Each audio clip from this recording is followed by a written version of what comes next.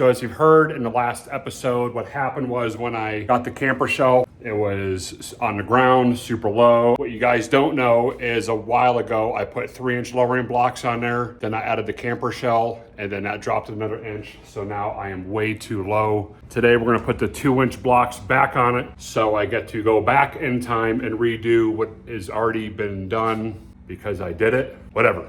I gotta fix it, is a big deal. After this episode, what you need to know is I am going to start working on the Riviera that's in the 2-car section. You guys have seen it in the background, and I think it's time to start working on that. Let's hop on in and get it taken care of.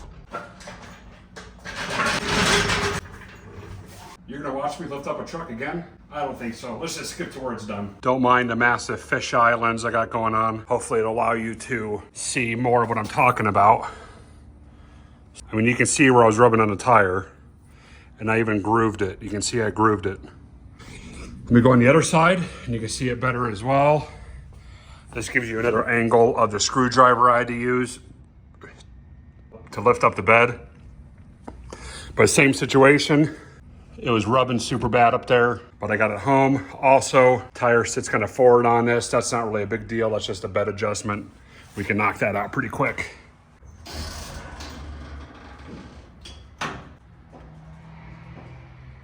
First thing is first, let's pop these wheels and tires off, see what we're working with. Well, now that the truck is in the air, what I'm gonna do is I'm gonna loosen up these U-bolts, but it allows me to lift up the axle. I'm gonna slide these 3-inch blocks out, and I got 2-inch blocks somewhere.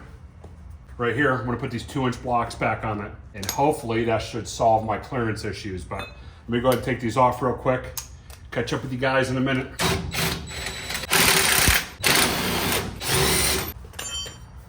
What I'm gonna do now is lift up the axle, slide that block out.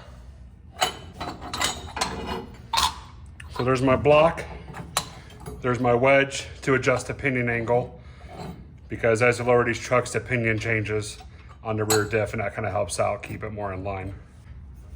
2-incher. So these have a recess in them for the pin on the leaf.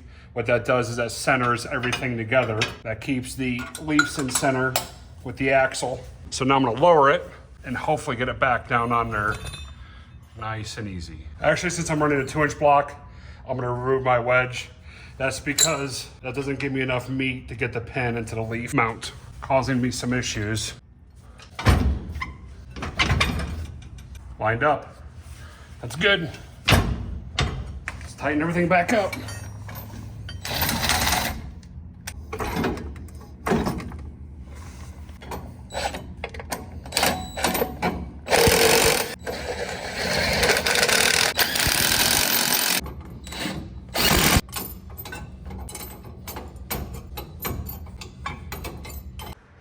You can actually see where my tire was rubbing on the inside of the fender there. So it wasn't even hitting that bolt head or that bolt head. At least we're gonna fix now.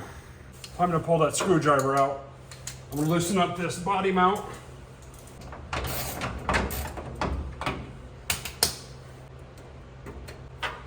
Shout out to the couple of guys at the gas station. Asked them if they had a zip tie. They didn't, they had these. Still worked.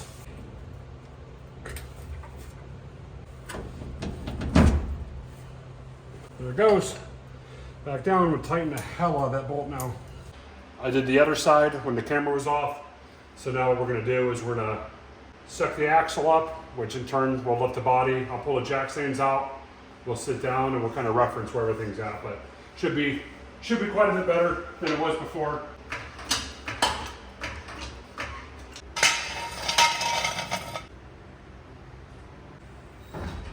It's a lot better. I can actually reach my hand up there now versus not even my finger. I also did fix the issue where this tire was rubbing up against this fender. What happened was the upper leaf mount popped out of the index.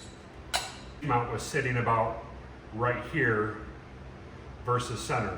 So it actually popped out of its own index. That's kind of why I took these shims off, because it doesn't give you much material to actually recess down on. Another symptom of that happening was when I was driving down the road, my steering wheel was at the 10 o'clock, maybe the 9.5 position, which would make the symptom of this thing dog walking, however you want to call it. So that was pretty scary knowing that, but I've got plenty of gap over here now. Everything should be back to normal. So that should be it. So I have one more thing left to do, and then we'll wrap this video up. So I bought a really cheap whiteboard, so I'm just gonna install it. Probably won't take more than 2 or 3 minutes, but with all the projects I got going on and all the ideas I have and upcoming stuff, I'm getting pretty lost on where I need to be or what's coming up next. This is the whiteboard I got, well, 23 by 35. What's nice is I can use this to illustrate stuff that I'm doing, kind of show you diagrams, upcoming content, stuff that I want to do. But this is it. Pretty cheap. It was like 15 bucks at Walmart.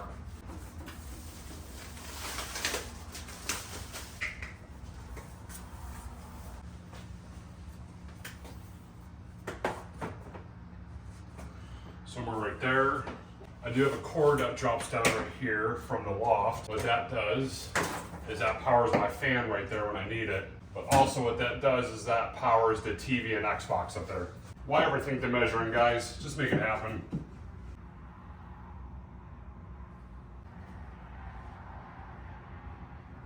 I said don't overthink and I already messed up.